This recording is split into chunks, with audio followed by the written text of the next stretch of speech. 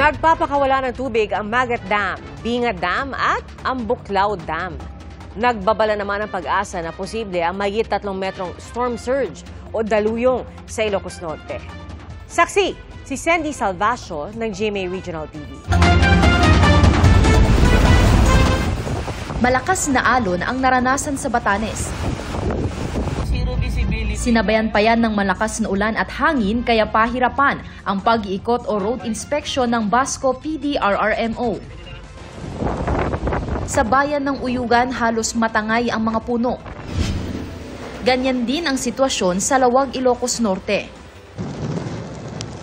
Halos umabot naman sa 2 metro ang taas ng alon.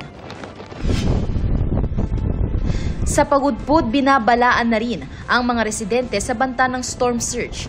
Sa tala ng Ilocos Norte PD-RRMO, nasa 63 families o mahigit 170 individuals na ang mga indilika sa isinagawang preemptive evacuation sa mga bayan ng Pagudpud, Bacara at San Nicolas.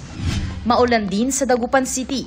Nakaalerto pa rin ang mga otoridad sa posibleng epekto ng Super Typhoon Nando.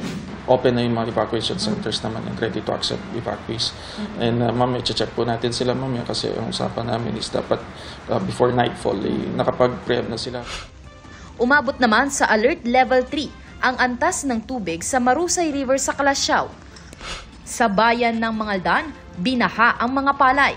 Nagsimula na ring umapaw ang mga creek. Tuloy-tuloy ang pag-iikot ng MDRRMO para i-monitor ang sitwasyon. Para sa GMA Integrated News, ako si Sandy Salvacio ng GMA Regional TV, ang inyong saksi.